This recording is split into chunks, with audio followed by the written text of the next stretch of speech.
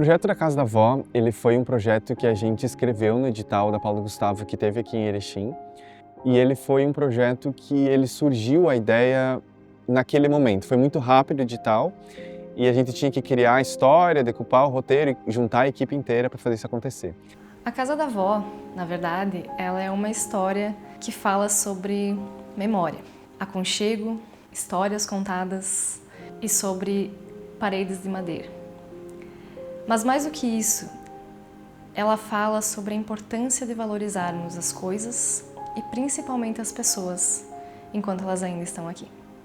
E a gente então conseguiu juntar essa história que aliasse um tema muito emotivo, que é a relação dos avós com os netos, mas também a relação do patrimônio histórico daqui, da região, e também o patrimônio material. Para mim foi uma honra, e estando aqui com uma equipe de gente tão jovem e tão capaz, como a gente aprende. Isso emociona a gente, porque essa juventude sabe o que faz. Para mim foi assim, lembrar que a filha Camila trabalha com cinema.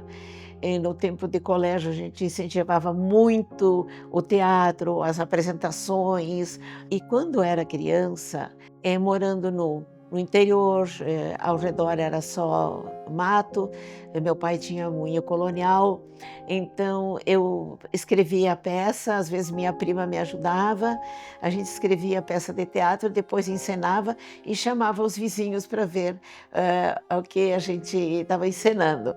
Isso foi um pequeno período, mas muito gratificante isso.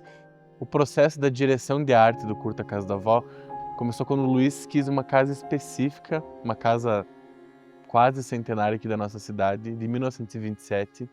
Foi aí que a gente conseguiu o contato então do seu Mauri Rigoni. E assim, ela não podia ser mais perfeita.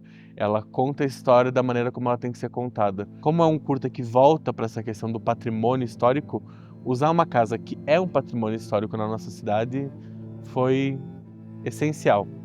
Ao adentrar a casa da avó, finalmente, para começar a gravação, é como você estar adentrando realmente a pele daquele personagem. Aquelas paredes, aquele cenário, que na verdade é uma casa verdadeira, né, que a gente felizmente nos foi emprestada para fazer essas gravações, realmente trouxeram uma emoção muito grande para estar fazendo essas cenas tão emotivas, né, que essa personagem acaba tendo durante esse reencontro com a casa e via de consequência com a ideia da avó. Eu fico imaginando, né? Tu olhar, cada cantinho tem um pouco de história, né? Aqui minha neta arranhou o joelho, aqui fez isso, que fez aquilo. E não vai mais ter aquilo, né? Aquilo acabou de ser demolido. Não é a casa caindo ou a casa não caindo, é o que aquela edificação representou, né? Eu tenho muita emoção dentro desse filme, justamente por olhar para a arquitetura. E uma das coisas que me chama muito a atenção atualmente, poucas pessoas sentam na área, na frente da casa para conversar. Pouco se abrem as janelas. Como as casas hoje têm as janelas fechadas. Estudando a parte dos textos, né? E lendo todo o filme, toda a descrição, eu voltei no tempo. Estou naquele tempo.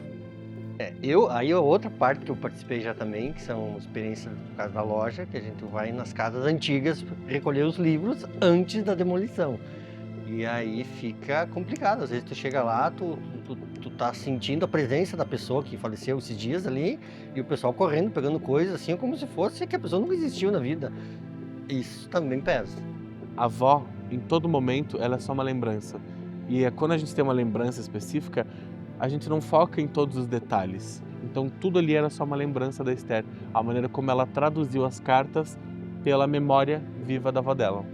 A cena, quando a Esther ela entra na biblioteca, ela também foi bem pensada.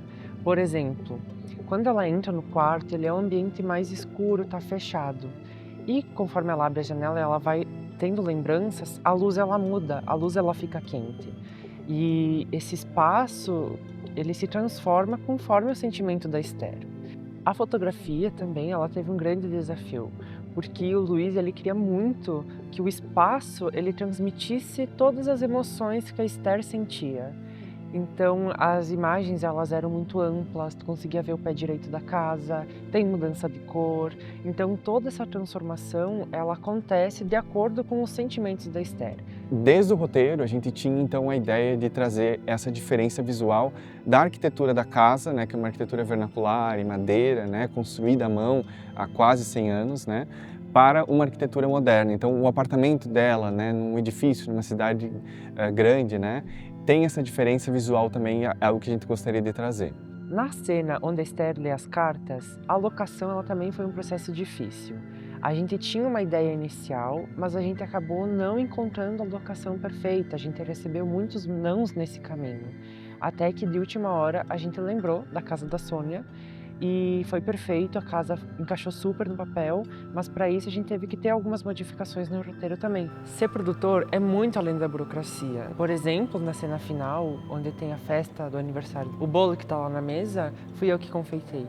Ele foi feito com glacê e as cores elas foram pensadas, o formato dele para que remetesse como era antigamente. No final acabou que todo mundo acabou comendo o bolo. O estilo da Esther também muda um pouco no decorrer do curta.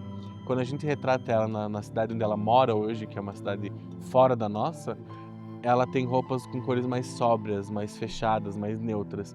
E aí quando ela vem para a cidade natal dela, para reencontrar as memórias da avó dela, a gente começa a ver um pouco mais de cor nas roupas dela, justamente para trazer um pouco dessa mudança que a personagem está tendo no decorrer do caminho do curta.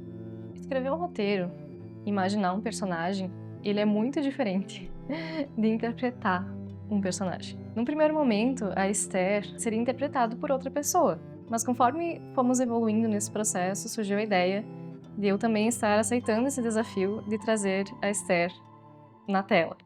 Foi necessária uma preparação maior e, felizmente, eu contei com a ajuda do Rafa. Saí um pouco daquela ideia de roteirista, de imaginação apenas do personagem, para passar a conhecer profundamente, para entender realmente as motivações, os anseios, as dificuldades que essa personagem estava passando. Então, com a Mari, que faz a Esther, a gente focou um pouco mais no método, que é o método usado clássico no cinema, que é voltar um pouco mais para as memórias pessoais dela, encontrar as características que ela tem em comum com a personagem, para trazer um pouco mais dessa semelhança, desse reconhecimento da atriz com a personagem. Agora o processo com a Wanda veio como um presente pra gente no curta, porque quando a gente tinha o briefing da vó Antônia, a gente começou a pensar quem poderia ser.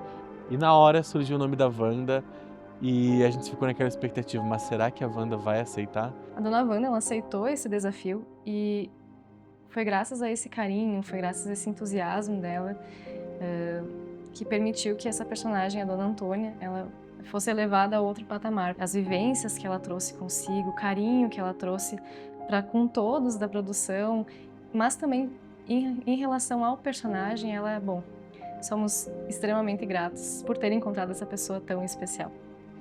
Eu espero que corresponda a essa grande oportunidade de falar da vida ancestral. A vida de hoje nós sabemos, mas como é bom conhecer a vida ancestral. E nela está toda uma forma de conquistar os espaços físicos e espirituais, de conquistar seus próprios sonhos. De tudo que foi criado para o filme, né? Desde a história, a trilha, os pôsteres, a direção de arte, até as personagens, né, que criaram por si só vida dentro da história, tudo isso reflete a vontade daqui do pessoal produzir, né, produzir cinema, de contar histórias e fazer isso acontecer. Então, por mais que a gente tinha também uma equipe e tinha várias outras pessoas voluntárias, o que a gente precisa cada vez mais é a oportunidade de fazer isso de novo, de reforçar essas histórias e ter a oportunidade de mostrar cada vez mais para a comunidade o que é possível fazer com o cinema aqui na região.